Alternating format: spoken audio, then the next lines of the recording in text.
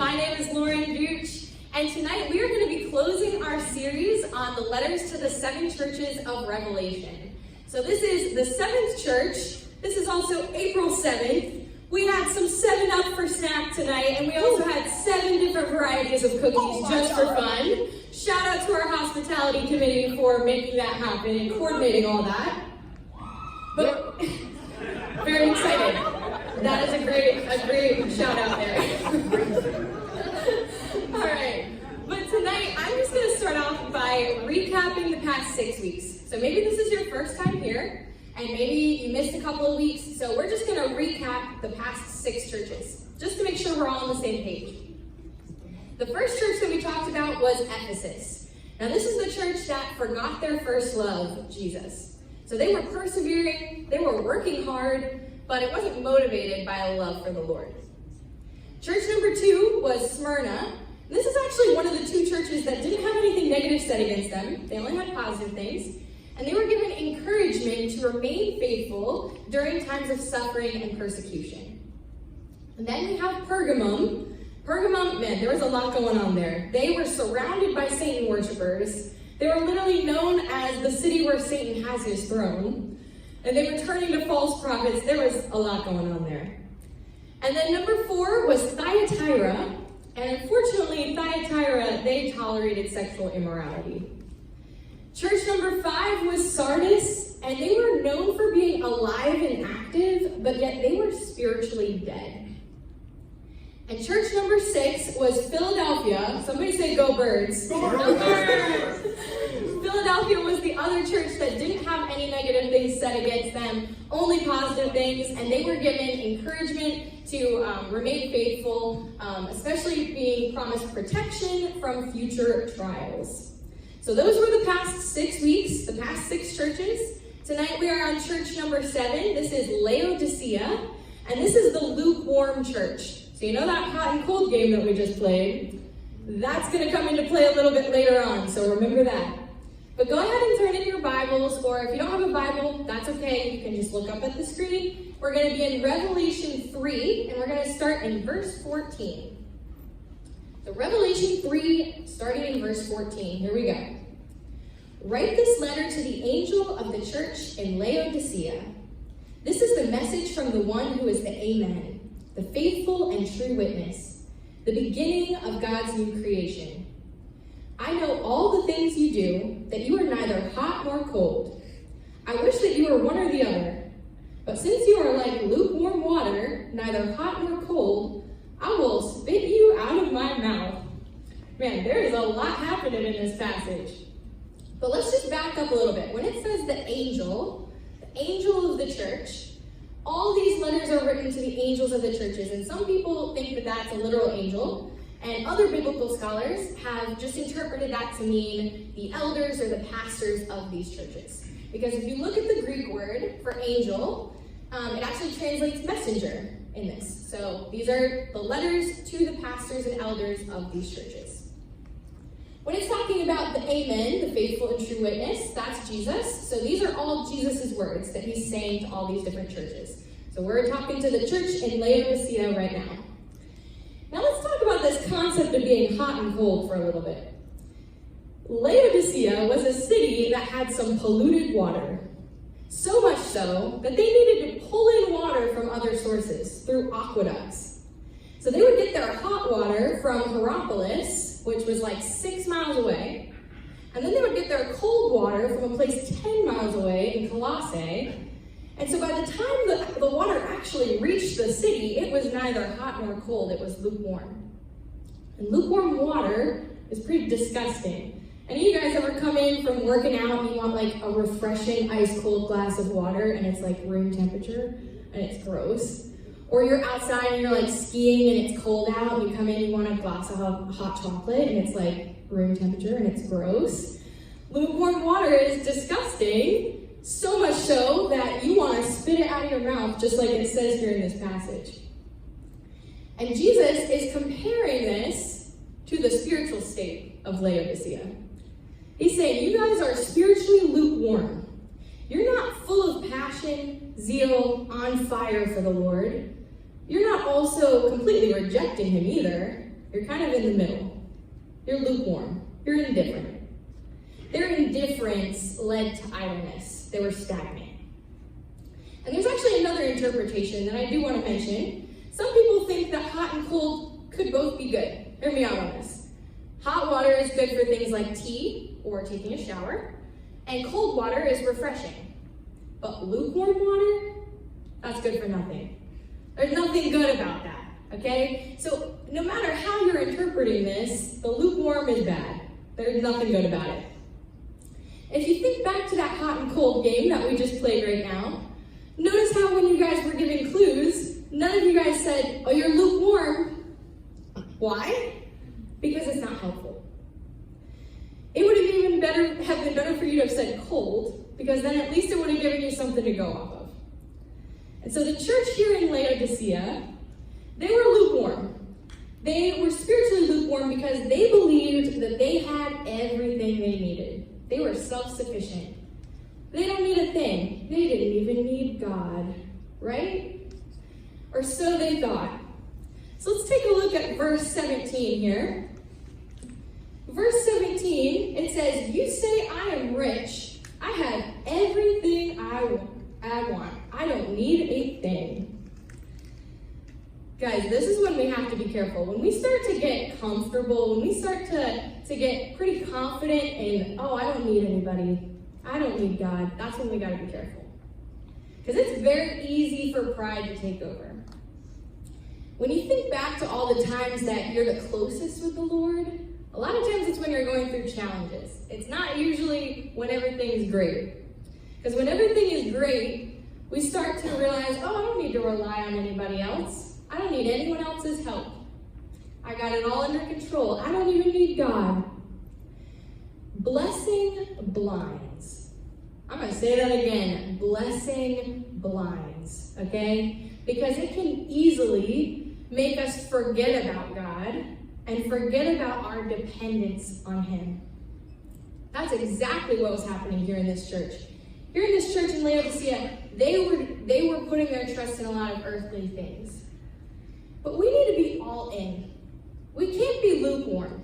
We got to be all in. If any of you guys were here yesterday and you saw the baptisms happening at the church, you'll know that there's this all-in slogan that they use whenever they do baptisms. And they've got it on the shirts and everything. And I love that they use all in because we got to be all in for Jesus. Not just all in on Sunday mornings, not just all in on Monday evenings, but all in, fully surrendered, every area of our lives to Jesus. We got to be all in for Him. We can't be lukewarm. But see, in order for us to be all in, we have to let Him in. We have to let Him into our lives. Because otherwise, if we're doing that, otherwise we're going to put our trust in earthly things that can be gone in an instant. And every time I think about this concept, I like to think about game shows. Anybody in here ever watch game shows? I love watching like The Price is Right or Let's Make a Deal. They're so fun, okay? And every time there's always like these doors and they always have like worldly things that we as humans desire behind them. So it's either a lot of money or like a trip or like a brand new car or something like that. And so it's always like these earthly things. The church in Laodicea, they were putting their trust in 3 very specific things. We're going to actually play a game show right now to find out what those 3 things are. So here we go. We're going to play a game. Let's see what the church in Laodicea was putting their trust in. What's behind door number 1? Wealth. All right. So the church in Laodicea was putting their trust in their wealth because they were actually the wealthiest of the 7 churches that we've talked about so far. And they were very well known for their banking industry. So they were putting their trust in their wealth. All right, what about door number 2? Let's see what's behind door number 2, what they're putting their trust in. Career. Okay, now the reason I got this cute little black sheep up there is because they were known for their cloth industries and their dyeing industries, specifically for black wool that they used to make clothing. So that's why I got that cute little black sheep up there, because all the rich people would wear black clothes. Door number 3, let's see what's behind door number 3. Health. All right, Laodicea was putting their trust in their health because they were actually known for their medical facility, their medical school, that produced an eye salve that would help people see clearly. And there's a message in that. We're going to talk about that a little later on. But yeah, they're putting their trust in their health. All right, so it seems like they've got everything, right? I mean, they're healthy, they're rich, they're successful in their career. I mean, they got it all, right? Wrong. Because you see up here, they think they've got it all, but there's actually a second part to this verse. Jesus comes in here and he says, actually, you don't realize that you are wretched and miserable and poor and blind and naked. Man, okay, he's being very direct here. Okay, they're over here having a good time. They're singing show tunes, and Jesus comes in here and he's like, oh, actually, none of that's important if you don't have me. So I just want to point out this, that he comes in here, he says all of these things to them, and it reminds me so much of those game shows because people will put their trust in those things and they're so invested in it, and you can already tell that they're planning what they're going to do with their money. They're planning out where they're going to park that new car that they're going to get, and then all of a sudden, they get the answer wrong, and it's gone in a second, immediately. You see, we don't want to put our trust in earthly things that can be gone in an instant. We want to put our trust in eternal things. And Jesus says in 2 Corinthians 4:18 that what is seen is temporary, but what is unseen is eternal. And so Jesus continues on with this. Let's take a look at verse 18 here. He says, so I advise you to buy gold from me, gold that has been purified by fire, and then you will be rich. Now, this is so significant that he says the words buy from me. Because see, everybody went and bought things from Laodicea. They went to them for their clothing. They went to them for the eye salve. They went to them for their banking. Everybody went to Laodicea, so much so that they thought they were self-sufficient. They're like, oh, everyone's coming to us. We don't need anybody. They're coming because they need us. So what Jesus is saying here when he says, buy gold from me, he's saying, hey, Laodicea, guess what? You buy from me. You need me. You're over here thinking you don't need anyone and that you're self-sufficient. You need me. And when he says, buy white garments from me so that you will not be shamed by your nakedness, what he's saying here is, so remember we had black wool? We had that little black sheep up there because all the rich people wore black. He's very significant that he says white specifically. What's Jesus saying here? He's saying white is the new black. No, I'm just kidding. That's not what he's saying. He's saying, let me purify your hearts, okay? So, and then he's saying ointment for your eyes so you will be able to see, because they produce their eye salve that helps people see clearly. What he's saying is you guys are trusting in your medicine to help you see clearly, but I'm the medicine that you need. Because it is through me that you can see everything else clearly. If it seems like Jesus is being very direct, he's disciplining them, he is. But he's actually doing it out of love. Verse 19, we continue on, he says, I correct and discipline everyone I love. So be diligent and turn from your indifference. Look, I stand at the door and knock. I stand at the door and knock. If you hear my voice and open the door, I will come in and we will share a meal together as friends. I just want to pause there for a minute because I love that it uses the word friend. Because at the same time that Jesus is this all-powerful, almighty King of Kings, he's also our friend. And he just wants to spend time with us. He's talking in this passage about sharing a meal together as friends. And I just think that is so beautiful. And he says, those who are victorious will sit with me on my throne, just as I was victorious and sat with my Father on his throne. Anyone with ears to hear must listen to the Spirit and understand what he is saying to the churches. I stand at the door and knock. I love that part. There's actually a famous painting. It's by William Holman Hunt. And it's a picture of Jesus standing at the door and knocking. And there's a very intentional detail about this painting. There's no doorknob. And it's this idea that we have to open it from our side. We get to decide. Because Jesus is not an intruder. He's not going to burst open the door and force himself into your life. He's a gentleman. He stands at the door and knocks. And we have to decide if we're going to let him in. You see, all those other doors, those game show doors that we just talked about, those doors open pretty easily.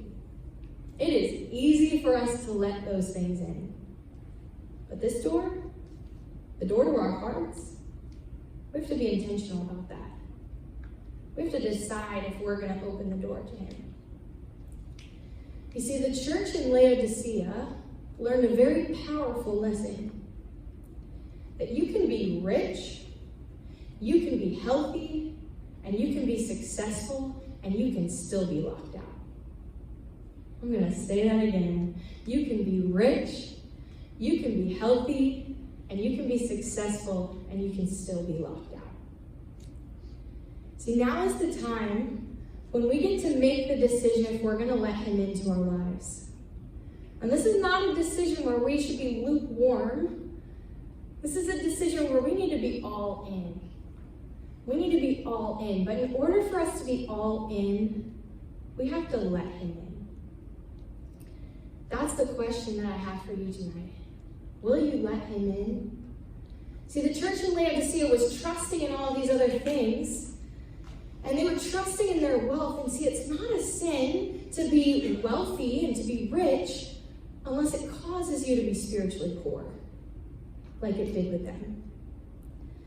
And so I just have this question here for you guys tonight is, will you let him in?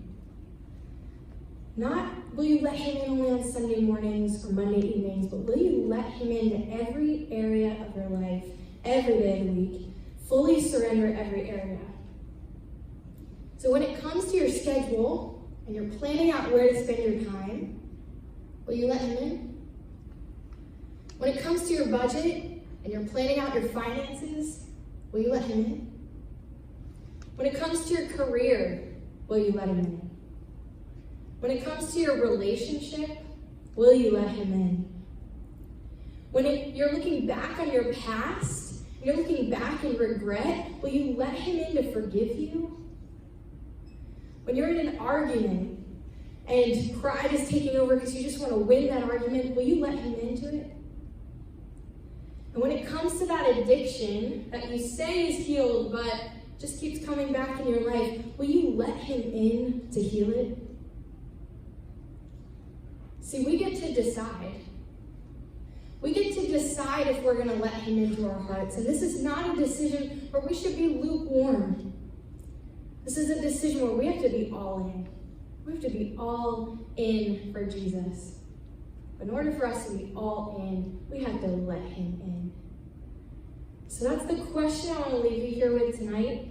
And I'm going to give you some time to reflect on that and pray. What are the areas of my life that Jesus is knocking on? And what holds me back from letting him in? And we're going to play an instrumental version of the song Make Room. You're going to be able to just reflect. Maybe that means journaling. Maybe you're writing on your notes app in your phone. Maybe you're just speaking in your heart to the Lord.